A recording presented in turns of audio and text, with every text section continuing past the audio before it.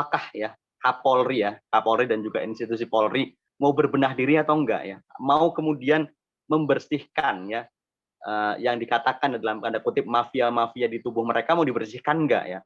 Kan ini semuanya pada bilang ya, ini ada mafia ini. Bahkan sekelas Menteri Koordinator Politik dan HAM ya, Menko Polhukam dan Keamanan, Mahfud MD mengatakan ada semacam kerajaan ya atau mabes sendiri ya di tubuh Polri ya yang dipimpin oleh Sambo ya, Satgasus ya yang kemudian Sambo ini bahkan punya kekuatan lebih bintang 2 rasa bintang 5 ya.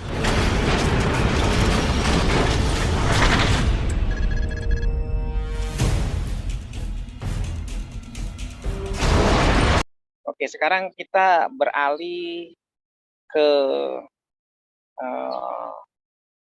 kasus Sambo ini.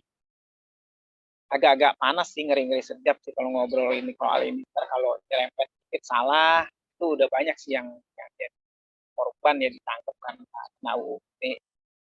Nah, ini menurut dari urutannya pertama ya, dari Bung Rizky awal deh, nggak apa-apa. Ini begini bottom. Nah, ini menurut Bung Rizky awal kasus Sambo ini gimana nih? Kan katanya sudah kelar sidang kode etik lagi, kan Bang? Ya, kalau kasus Sambo sih menurut saya, hemat saya, apa yang terjadi di Sambo ini adalah kasus internal polisi. Ya. Tapi itu membuka aib polisi sendiri ketika melihat betapa mudahnya rekayasa kasus itu terjadi.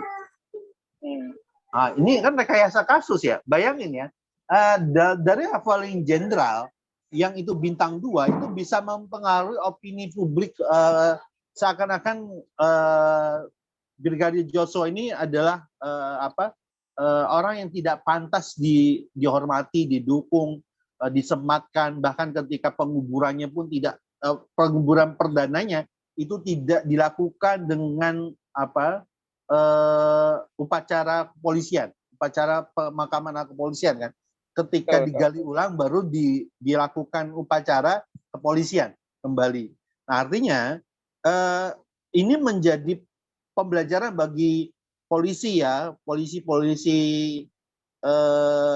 di negeri Indonesia itu untuk melihat dari apa yang Gus Dur itu pernah menyatakan di Indonesia itu cuma ada 3 polisi yang bisa dikatakan jujur. Ya. Pertama kata Gus Dur itu ada polisi tidur, yang kedua adalah patung polisi, yang ketiga adalah Pak Polisi Hugeng. Nah, Pak Polisi Hugeng ini dikenal sebagai Kapolri ya dulu ya, yang juga bisa menjadi teladan bagi kita semua terkait dengan kejujuran beliau, bahkan sampai akhir hayat hidupnya itu kesederhanaan itu luar biasa terjadi. Nah, kita ngelihat pertama gini ya, kalau isu yang terbangun pertama nih, yang dicek tentang PPATK, mohon untuk kembali dicek. Bagaimana Pak Freddy Sambo dan istri itu bisa memberikan jaminan uang kepada Barada E itu untuk membunuh dan menghabisi Brigadir J. Kan dijanjikan uang tuh, uangnya nggak sedikit cuy. Janjikan uang itu. Berapa miliar? Freddy Sambo menjanjikan 1 M, Bu Putri menjanjikan tambahnya 500 juta. Jadi totalnya 1,5 M. Duit semua itu ya. Nah, coba kita pengen cari tahu sendiri sebenarnya gaji polisi itu bintang 2 berapa? Gaji polisi bintang 2. Kalau nggak salah ada rinciannya itu, tunjangan 20 juta gitu. Gaji pokoknya 5 juta berapa gitu. Ya kalau habis 40 juta ya per bulan. Dengan tunjangan segala 50 juta lah ya, 50 juta. Artinya setahun tuh dia dapat dana 600 juta. Ini kalau duitnya nggak dipakai loh. Ya kan normalnya kalau duitnya nggak dipakai. Kalau duitnya dipakai untuk kehidupan sehari-hari, angka segitu kan akan berkurang. Ya belum cicilan motor, belum cicilan mobil ya, kalau ada cicilan motor dan mobil, belum ada cicilan rumah, belum bayar pembantu, belum bayar apalagi ya, biaya perjalanan, makan minum, ya ngopi, ngeteh, ngerokok ya bila perlu kan gitu ya. Nah, ya artinya dana itu kalau dihitung itu kan sangat ini yang pertama. Yang kedua, ketika kasus Freddy Sambo ini muncul ke permukaan, masyarakat bertanya-tanya, kalau segampang itu terjadi rekayasa kasus, maka sebenarnya gampang bagi polisi untuk membuat rekayasa kasus yang lainnya. Oh, gampang banget. Makanya kemarin itu Beni Romo, Pak Romo ya, salah satu anggota DPR dari fraksi Gerindra itu mempertanyakan, bisa nggak ya itu KM-nya 50 tuh dibongkar lagi? Karena yang meninggal bukan 1, yang meninggal tuh 6 loh. 6. Ya.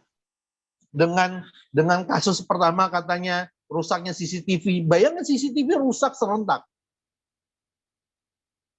Ya itu kan menurut versi polisi kan. Kalau kita kan kalau kita kan cuma menduga aja, masa rusak. Ya kan artinya gini. Artinya bisa jadi terjadi rekayasa, terjadi rekayasa terkait dengan kasus-kasus yang lain.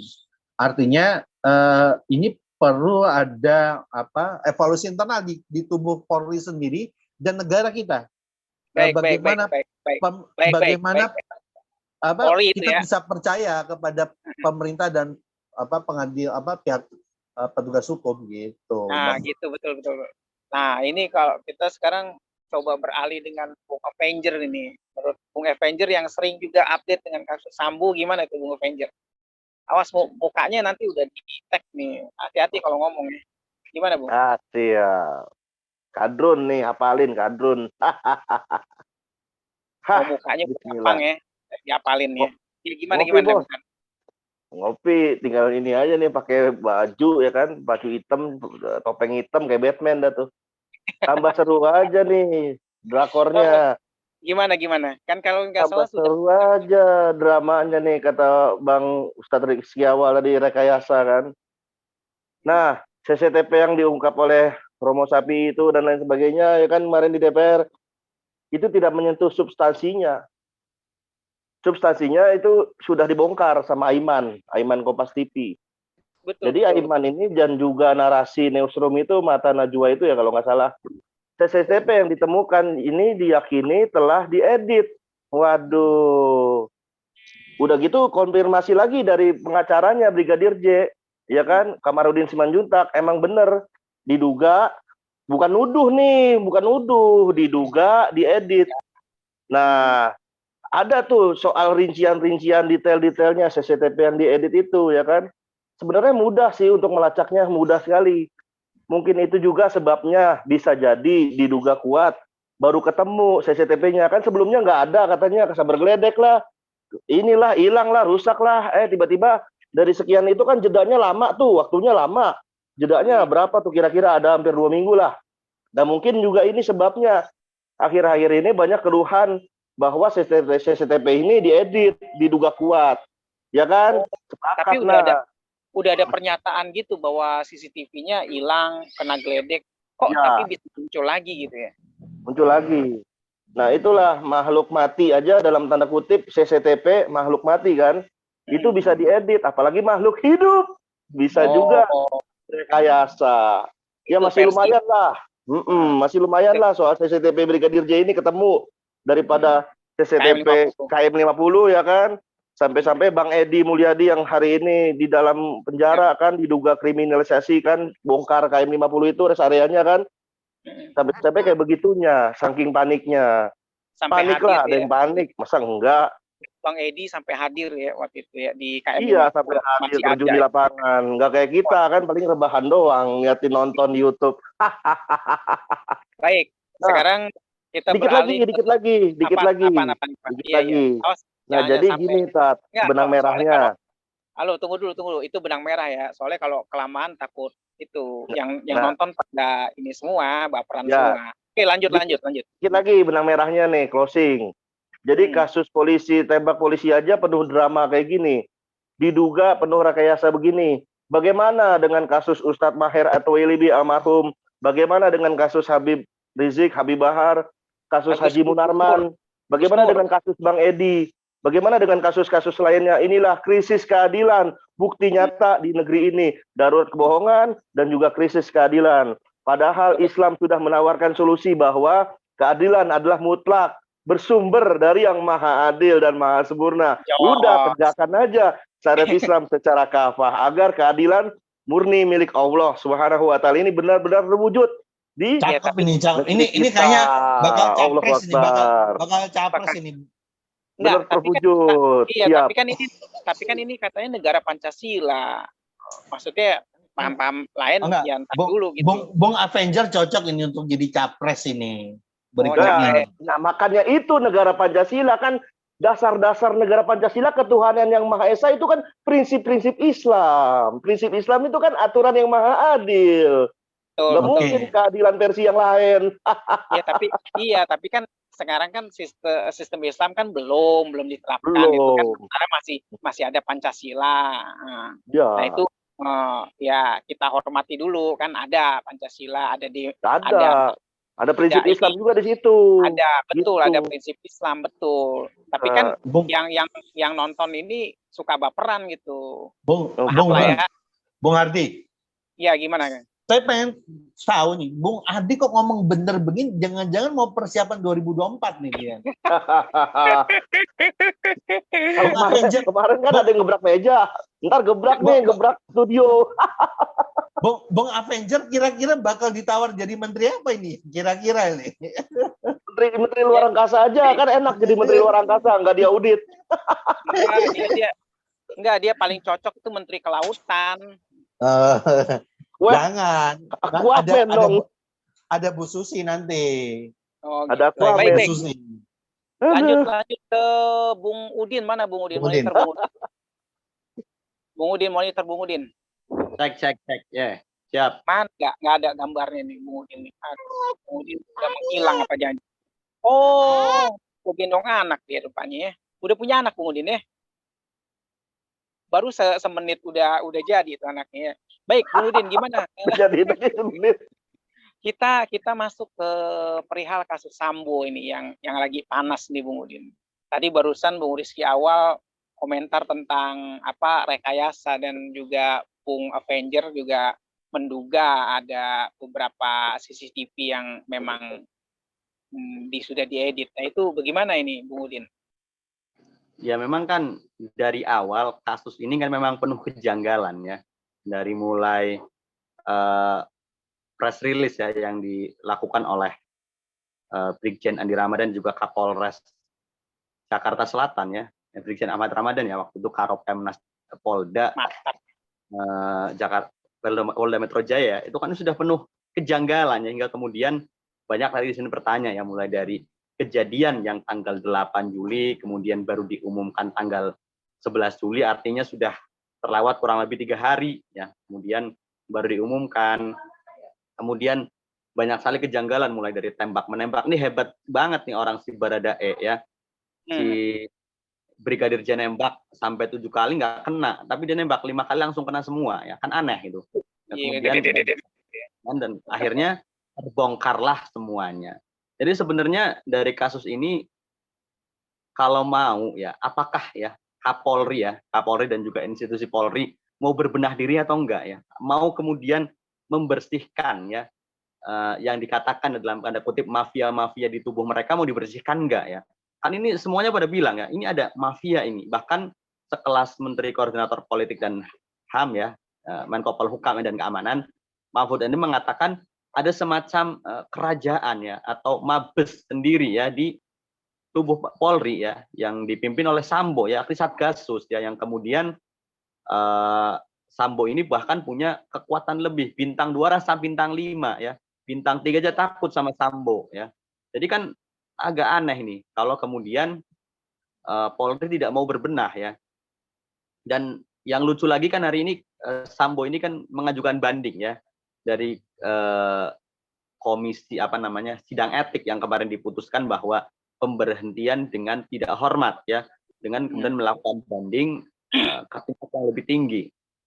Dan ternyata alasan bandingnya itu agar mendapatkan pensiun, dan juga kemudian karena kalau pemecatan tidak hormat itu ada beberapa konsekuensi, di antara tidak mendapatkan pensiun, kemudian tidak mendapatkan gelar purnawirawan, kemudian ya tadilah intinya dipecat secara tidak hormat ya. Ya intinya si Sambo ini masih misteri ya, dan sepertinya dia masih punya sisa-sisa kekuatan yang membuat dalam tubuh Polri sendiri sepertinya takut jika kemudian maksudnya agak tidak mau membuka semuanya ya, tidak mau membuka semuanya. Kalau tadi dibuka secara terang benderang, sepertinya aibnya itu bakal terbuka semuanya ya. Jadi sepertinya tadi ya masih agak menutupi gitu, sepertinya gitu. Oke, baik. Itu sekelas kasus Sambo ya. Sebagai kita orang awam itu yang nggak bisa kita bongkar-bongkar sendiri tanpa mengetahui berita-berita yang ada gitu ya. Nah, sekarang kita beralih ke Bung Rizky Awal. Bung Rizky Awal, gimana tanggapannya terakhir deh tentang kasus Sambo ini, Bung Rizky Awal? Ya, pertama terkait kasus Sambo ini semoga menang lawan Vietnam lah ya. Kan di Vietnam turun kan Sambo ini ya. Itu Rambo. Rambo ya, Rambo. Itu mah. Tapi ada persamaannya. Ada persamaannya, sama-sama jago acting. Rambo keempat itu di Vietnam kalau nggak salah ya. Rambo. Ya, gimana? Ya, pertama teman-teman semuanya, para YouTuber, penonton semuanya, kita berharap ketika para buzzer nggak ada penonton YouTuber, nggak ada penonton buzzer. Para buzzer yang komen, yang tonton, yang lagi pantau, yang lagi buzzer kalau kasus Sambo nggak turun. Turun kalau kita yang ngomong. Oh iya, kita ngomong. Iya, kalau yang politisi nggak ngomong nggak turun dia. Kalau kita yang ngomong turun. Jadi ya, begini nih. Jadi begini buat siapapun itu ya, bahwasanya kasus Sambo ini menjadi pintu bagi terbukanya kasus-kasus yang lain. Selama polisi mau jujur dan terbuka. Ya. Kalau nggak jujur, dia nggak bakal buka kasus yang lain. Gitu ya. Yang kedua, ketika nggak mungkin dulu, kan nggak mungkin juga. Kasus Sambo ini kan membuka tugas Satgasus yang selama ini dibentuk ini untuk apa? Dan membongkar kaitan dengan yang selama ini viral di mana-mana tentang kekaisaran 303. Ya, artinya 303 pemberantasan terkait 303 ini ya bisa jadi dimulai dari pintu terkait dengan Sambo ini. Ya, yang ketiga, kasus Sambo ini menjadi kunci penting bagi polisi, Pak Kapolri, ya Pak Listio Sigit, untuk bisa membuka kembali kes-kes yang diduga kuat bermasalah, tapi sudah diputuskan. Misal kasus KM50, kemudian yang kedua kebakaran Kejagung. Ingat loh, kebakaran Kejagung itu Freddy Sambo turun tangan ya. Wah, kurang tahu. Pokoknya Freddy Sambo ini spesialis CCTV pokoknya. Padahal dia bukan jual beli CCTV setahu saya. Bukan. Dia nggak jual toko CCTV setahu saya gitu. Tapi dia paham detail tentang CCTV. Yang berikutnya, ada kasus-kasus tambahan yang lain terjadi di dalam kasus Freddy Sambo ini. Contoh kasus penghilangan barang bukti. Kemudian pengeditan barang bukti. Ya, CCTV itu kan barang bukti yang diedit. Artinya harus dicari siapa yang mengeditnya. Saya yakin bukan Pak Freddy Sambo. Untuk yang ngedit CCTV itu saya rasa bukan Pak Freddy Sambo. Ada orang lain yang ditugaskan untuk mengedit CCTV itu. Ya, Bapak kemudian, itu suruh orang lah. Nah, kemudian nih yang harus diperhatikan berikutnya adalah semua komponen Polri yang terlibat mengiyakan pertama kali pernyataan Freddy Sambo harus diselidiki, bila perlu dipidanakan karena menyebarkan hoax. Nggak bisa juga dong. Gimana hoax yang 11.000 triliun aja nggak bisa dipidanakan, apalagi hoax yang kecil-kecil begitu. Udah, nggak bisa. Itu kan beda. Ya nggak bisa. Itu beda. Beda, Mas. Kita berharap begitu juga nggak bisa. Ini harus ingat, ada aturan yang tidak tertulis. Peraturan pertama adalah penguasa tidak pernah salah. Yang kedua, bila penguasa salah, kembali kepada peraturan pertama. Sama juga bohong. Berarti kan nggak bisa intinya. Gimana sih? Nggak bisa. Boy bisa-bisain. Udah nggak jelas. Udah melipir ke Avenger.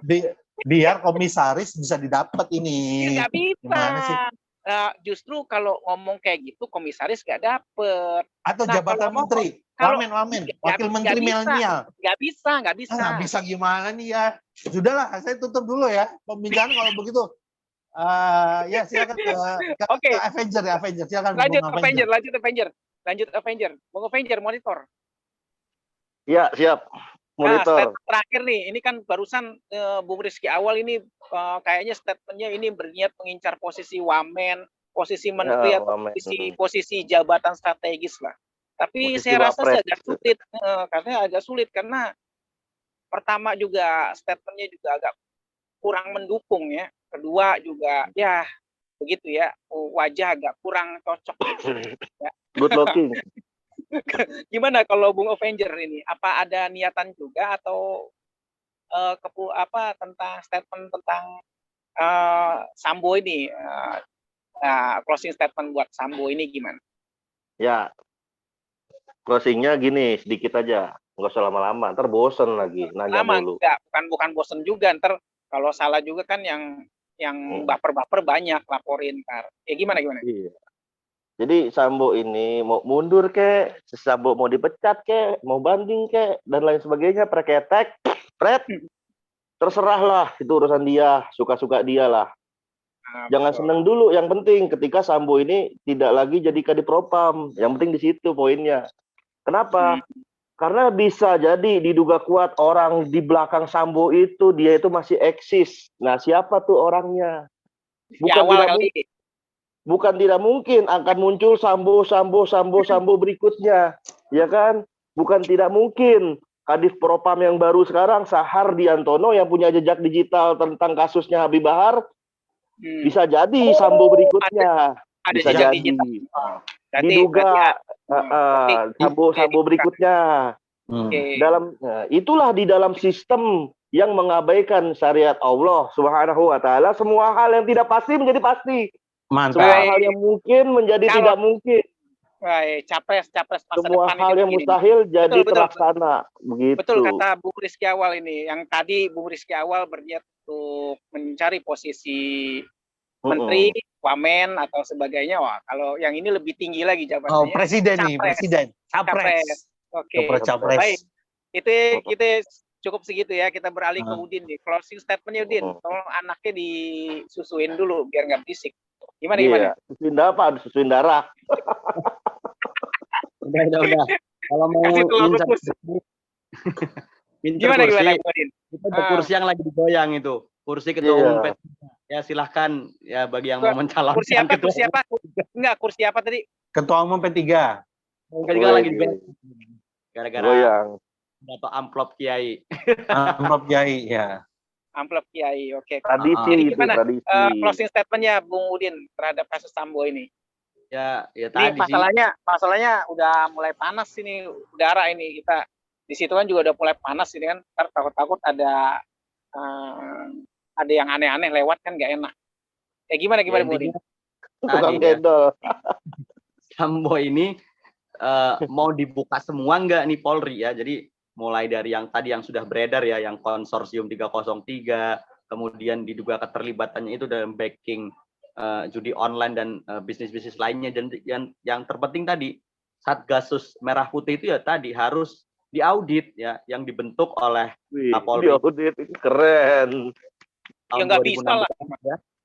Tahun 2016 diaudit, ya benar harus diaudit. Karena nyuruh audit Satgasus keren. Ya iyalah itu kan karena apa?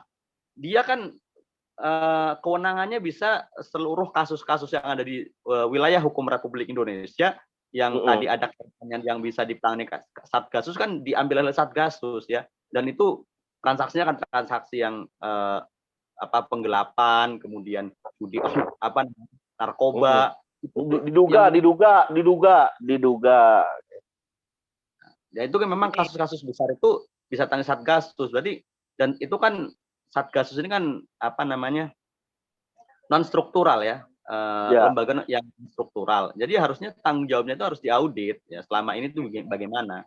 Jadi intinya setelah Sambo ini nanti dipecat atau banding atau apa, ya tadi lanjut lagi juga bagaimana nanti jalannya sidang pidananya ya. Sidang pidananya harus jelas, jangan sampai nanti tiba-tiba diputus bebas tiba-tiba sama hakim, sama seperti angka KM50 ya, dengan alasan Sambo ini membela kehormatan keluarganya. Wah, ini bisa bahaya ini. Jadi ini itu ya statementnya. Ini bagus juga ya. Tadi ada dari Rizky awal pengen jadi wamen, sekali lagi ya pengen jadi wamen atau tujuannya menteri ya. Bung Avenger lebih tinggi lagi ya, dari jadi capres gitu ya. Capres. Dalam posisi oposisi umat Islam ya. Nah ini kalau Bung Hairudin ini lebih cocok jadi penasehatnya capres, jadi di atasnya Bung Avengers ya. Karena dia omongannya agak bijak gitu ya. Tapi nggak tahu ya penasehat capres itu digaji berapa ya, kurang tahu ya. Soalnya dari kehidupan ini agak enggak kehidupannya. What impress? Dewan Pertimbangan Presiden. Kehidupannya Bung Hairudin ini agak-agak kurang menarik ya, kurang harus ini dong, harus hedon ya. Enggak, maksudnya nanti takutnya ini lagi kaget gitu, hedon kan saking itunya biasanya makan telur sehari toto makan rendang gitu. Setiap hari rendang gua langsung kena ini gula lagi kan, langsung apa kolesterol atau apa kan, bahaya ya. Betul. Ada itu yang orangnya diem selama 5 tahun itu makanannya banyak banget ya kan. Makan pisang. Jadi kalau kita disuruh cuma makan pisang doang, kalau kita orang susah lah. Kayak saya ini kan, saya ini walaupun di sini juga cuma numpang doang kapal orang gitu kan. Ini boleh numpang bang, bayar 5.000 gitu. Ya karena menurut saya harus diingat kenapa suka makan pisang, kenapa suka makan banyak ya berdiam 5 tahun. Karena sesuai dengan pepatah, diam itu emas. Emas itu pisang. Emas itu pisang. Oh bukan emas yang kayak gimana gitu ya? Oke, baik. Bukan emas. Okay. Diam itu salah, bukan emas. Diam itu kotoran. Kan kotoran warnanya emas. Aduh, ngeri sedap ini. Ya, yang ini nanti saya tut gitu ya. Gitu. Soalnya banyak juga yang baper. Tapi kalau nggak salah sih kita nggak nyebutin nama kan, beri aman-aman aja lah ya. Oke. Semoga tercapai tujuannya ya dari Bung Rizky awal gitu ya. Mudah-mudahan ada yang ngelamar gitu ya. Nanti bisa tolong dikontak di nomor ini ya. Yang ngelamar untuk jadi wapres, one team press atau kalau kosong kursi komisaris ya boleh lah ya. Kursi komisaris bisa dikontak ke sini ya. Atau mungkin yang mau ini ya, yang mau masuk ke channel kita ya, masuk ke sini ya, jadi kontak di nomor ini ya. Terus satu lagi dengan Bung Avenger ya, mudah-mudahan capai juga cita-citanya menjadi capres dari. Enggak minat jadi capres. Enggak, Bung Avenger ini kalau 5 calon, kalau ada 5 calon, dia pilihan nomor 6. Oh, pilihan nomor 6. Enggak ada berarti ya. Keren. Tahu kan film Avengers, film Avengers itu Iron Man-nya mati kan. Nah, aneh mendingan jadi Iron Man-nya aja. Captain Amerika-nya masih hidup. Captain Amerika masih hidup. Kembali ke masa lalu, kayak Bang Ardi, kembali ke masa lalu. Dan juga semoga Bung Udin juga nggak makan pisang terus ya, karena hidupannya juga ekonominya agak sulit gitu. Ditambah lagi sekarang udah punya anak, langsung sling. Iya. Gitu. Semoga ntar gaya hidupnya hedon ya. Oke, makasih banyak. Sekian. Wassalamualaikum warahmatullahi wabarakatuh. Waalaikumsalam warahmatullahi wabarakatuh.